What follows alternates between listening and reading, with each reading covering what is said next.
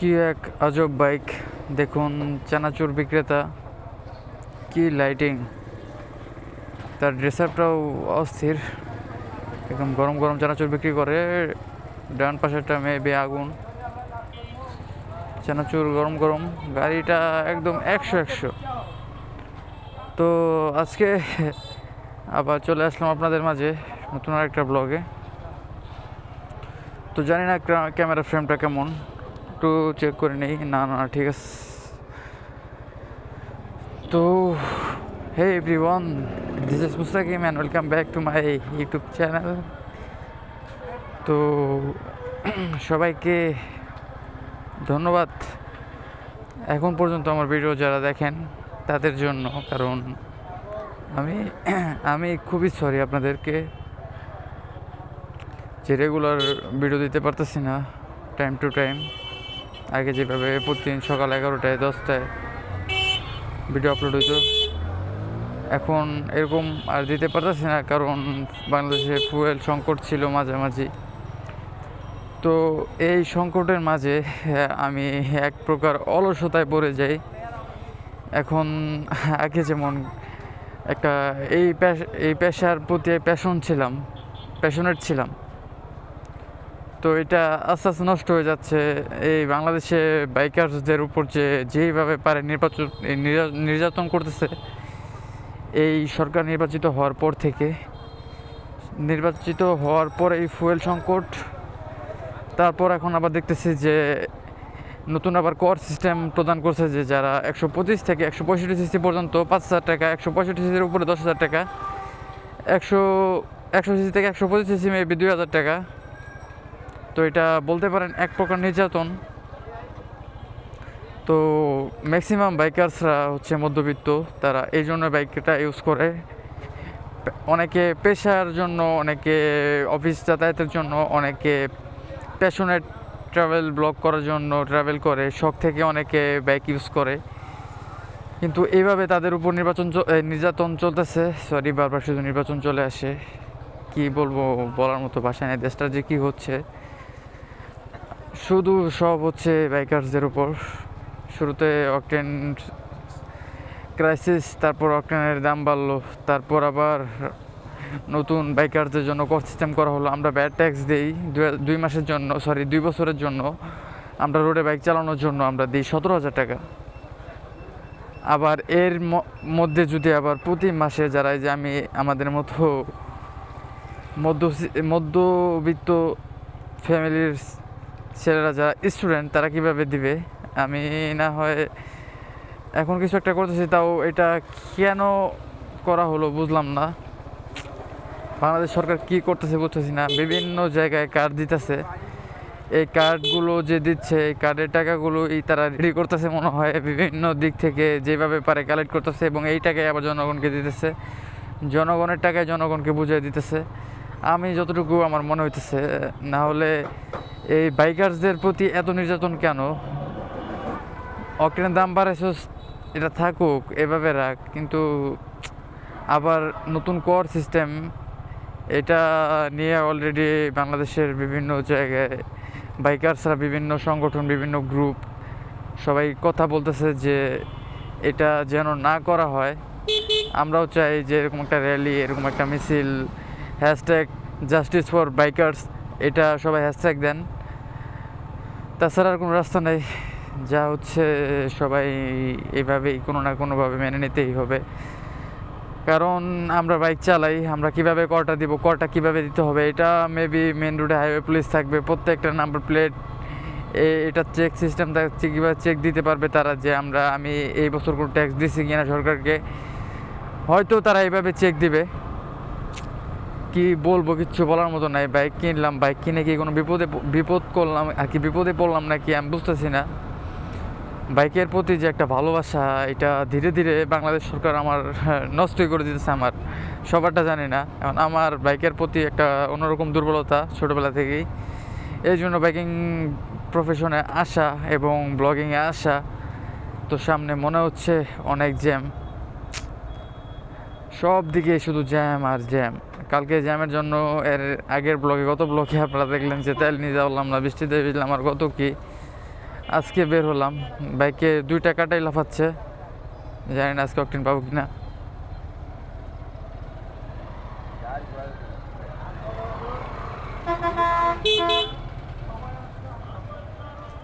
আল্লাহ তুমি জানো যে আজকে বাড়িতে পারবো কিনা।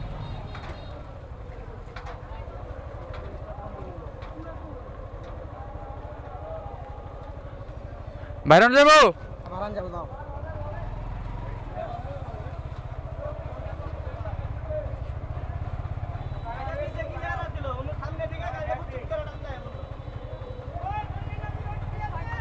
কি একটা অবস্থা, আল্লাহ। মুস্তাকিম কট, আলহামদুলিল্লাহ বাইরে গেছি। তো ভাবছিলাম যে ভালোই বড় জ্যাম হবে না, হালকা একটু জ্যামের উপরে ছিল, বের হয়ে গেছি। তো যেখানে ছিলাম, বাইকিং বাইকিং প্রফেশনে আসা, বাইকের প্রতি ভালো লাগা ভালোবাসা, এটা আমিও চাই, ধরে রাখতে চাই। আমার মেইন প্রফেশন বলতে আমি শুরুতে এটাই বেছে নিয়েছিলাম, কিন্তু আমার এখন ইউটিউব থেকে ফেসবুক থেকে তেমন কোনো ইনকামও নাই যে আমি এই ব্লগিংয়ের টাকায় ব্লগিং করব। তো বলতে পারেন যে এখন এটা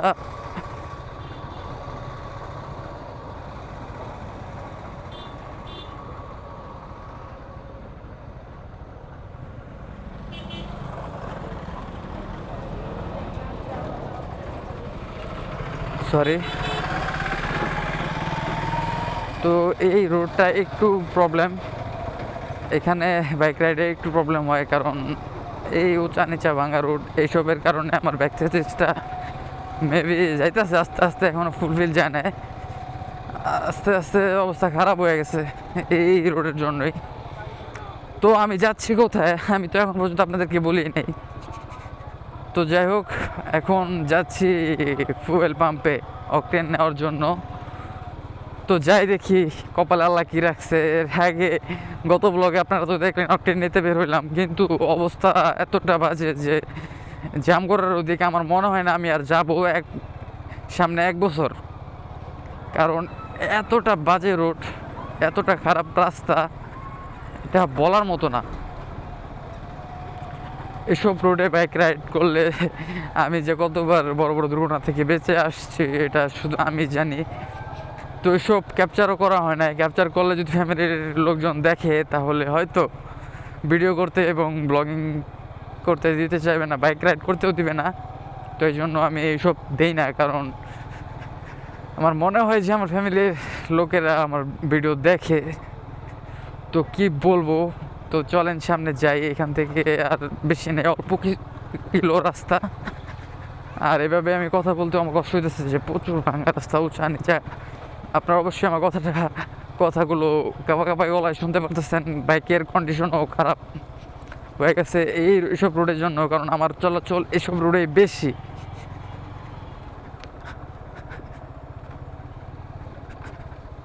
সামনে একটু ভালো রাস্তা, তারপর থেকে আবার খারাপ রাস্তা শুরু। তো যাই হোক, পাম্পে যাই, তারপর ক্যামেরা অন করে। তো এখান থেকে ভালো রাস্তা, পাম্পের কাছাকাছি চলে আসছি, পাম্পে যাই দেখি কি অবস্থা।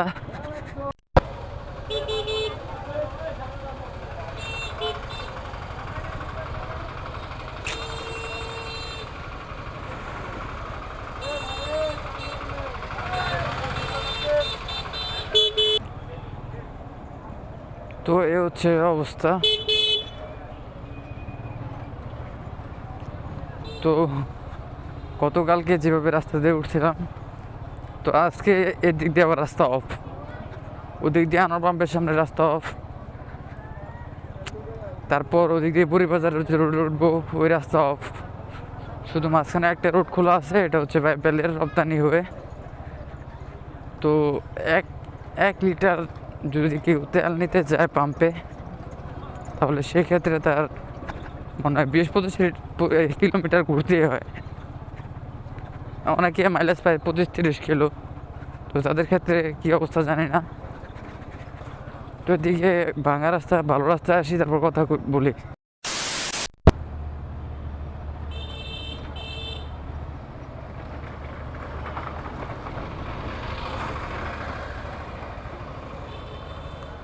অকটেন বিক্রি করেন কত করে লিটার? 150। 3 লিটার দেন, 3 লিটার।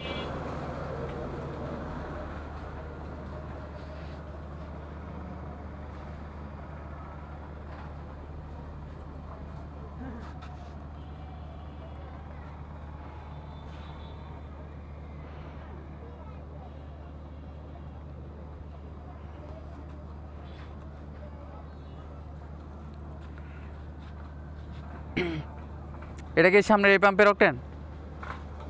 তাহলে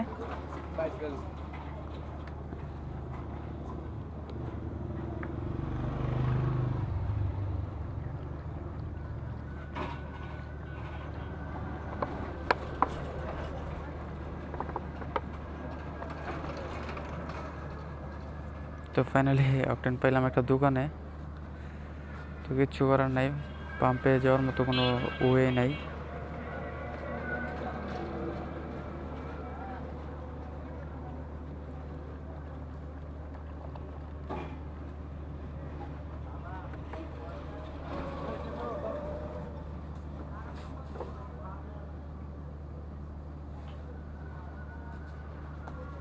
এখানে তো মোটামুটি সবসময় পাওয়া যায় অকটেন, পেট্রোলও তো আছে, শুধু অকটেন।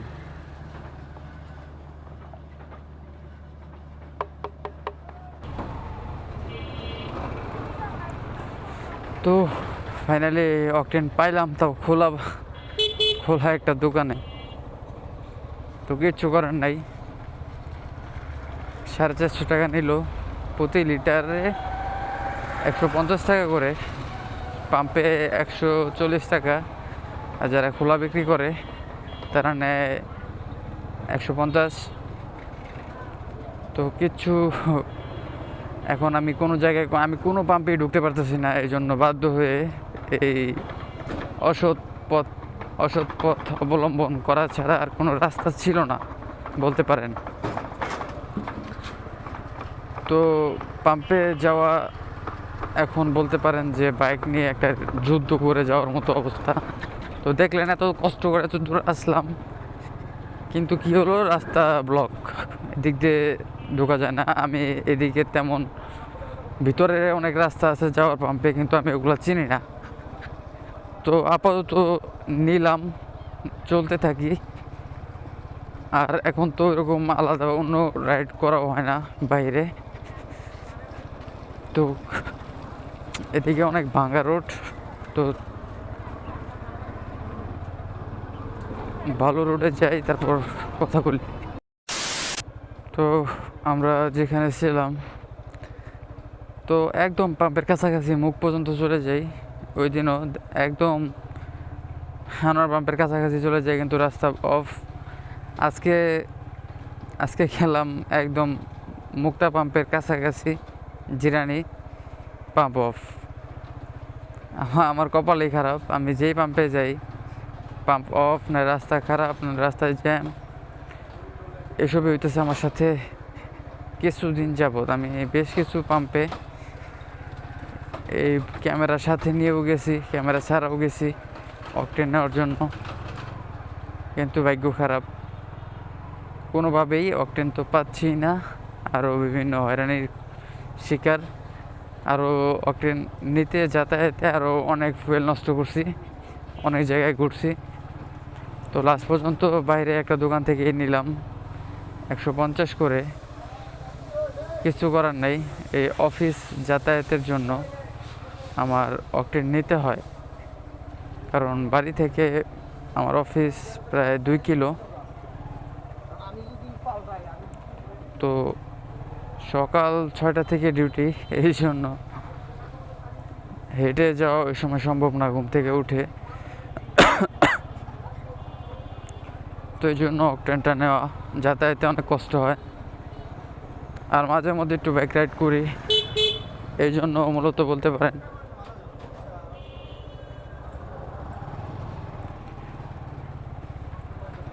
তো সরি।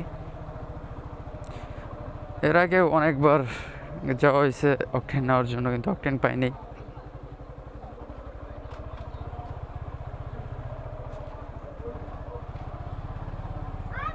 তো কিন্তু আজকে অকটেন তো আশা ছিল যে পেয়ে যাব, কিন্তু লাস্ট পর্যন্ত দেখলাম যে একদম পাম্পের আগ মুহূর্ত পর্যন্ত রাস্তা একদম খারাপ। এই রাস্তাটা পার করলেই, যে রাস্তাটা অফ দেখলাম, এই রাস্তাটা পার করলেই আর 1 মিনিট অকটেন নিতে, কিন্তু কপালে নাই, আল্লাহ রাখে নাই ভাগ্যে।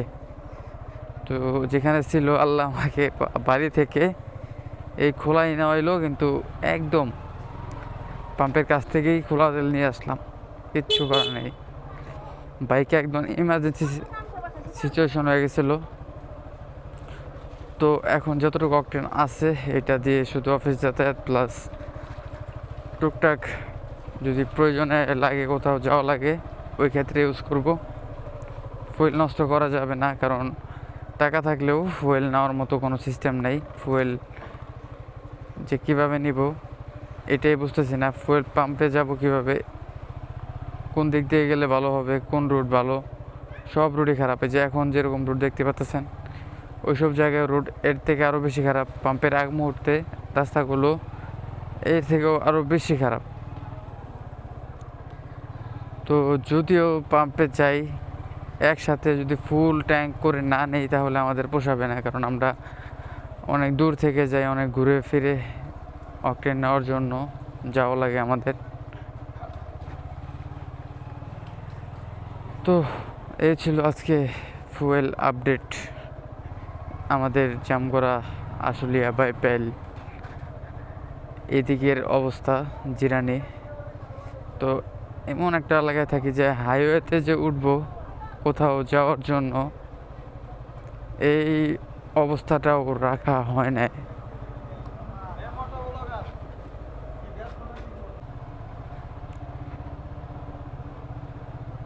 তো হঠাৎ ক্লোজ ভাই ব্রাদারের সাথে দেখা, যাদের সময় একটা সময় অনেক আড্ডা হতো।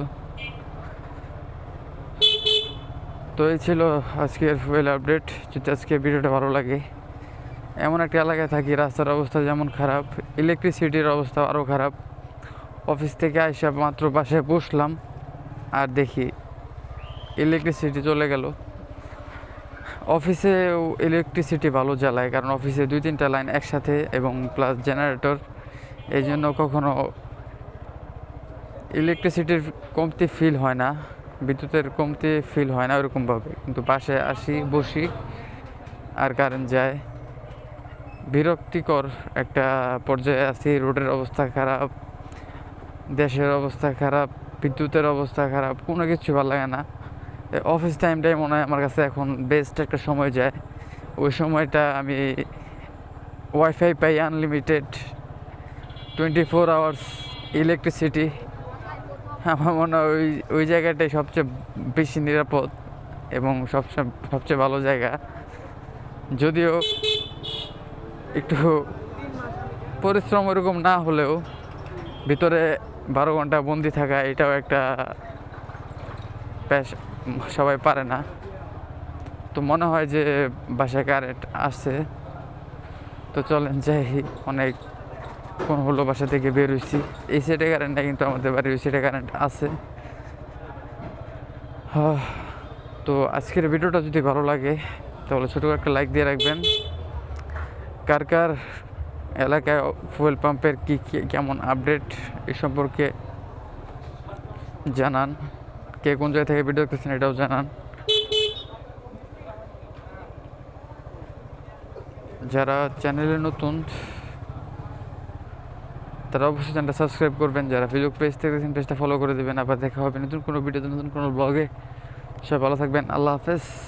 আমি বাসায় চলে আসছি, এখন একটা রেস্ট নিতে হবে। 12 ঘন্টা ডিউটির পর আবার 1 ঘন্টা অকটেনের জন্য, 13 ঘন্টা ফুল অ্যাক্টিভ ব্রেন। তো এখন কিছুটা রেস্টের প্রয়োজন। আল্লাহ হাফেজ। ও না, এখন তো আবার এডিটের সময়।